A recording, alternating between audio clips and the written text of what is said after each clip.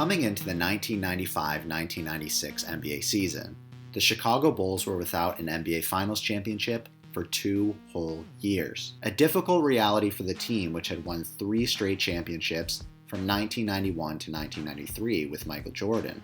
Jordan, who had left the NBA to play baseball after the team's 1993 championship, had rejoined the Bulls near the end of the previous season, playing with the team in a second-round playoff loss to the Orlando Magic. This was a tough loss for Michael Jordan, as it was the first playoff series he lost in 5 years. With this in mind, you can see why the Bulls team was quite tense coming into the 1995-1996 season, and Jordan had it out for anyone that was lacking the championship mentality. Critics were openly doubting that the Bulls could win another championship, and even worse, critics were doubting whether Jordan still had the ability to play at the level he once could. Although Jordan was only 32 at the time, people were floating the idea that maybe he was washed up, something that he would take very personally.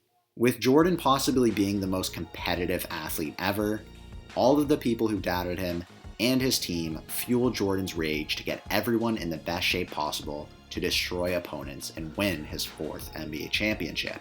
In order to do this, Jordan would have to physically and mentally test his teammates, something that Steve Kerr would learn in the worst way possible. Adding to the fire of Michael Jordan's competitive rage, Jordan's agent had a contract dispute against the league's union, and Steve Kerr just so happened to be the union representative for the Bulls, elevating the beef between the two players.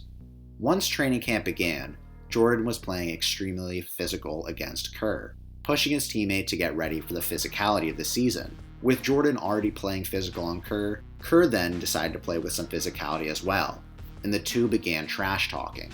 As the practice went on, it got more physical between Steve Kerr and Michael Jordan, and soon a couple elbows were thrown from each player, and then Jordan began punching.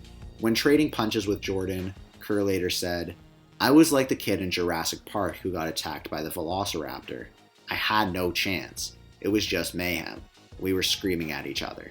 Teammates soon jumped in and broke up the fight before anyone got too hurt, and Kerr ended up with a black eye, although he said he didn't even remember getting hit.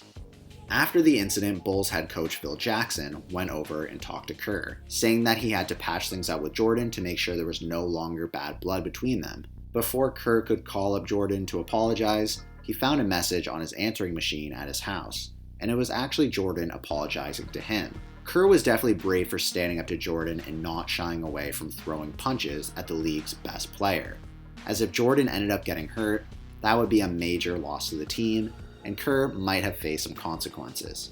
After the two patched things up and were on good terms, Kerr said that their relationship was actually better than ever.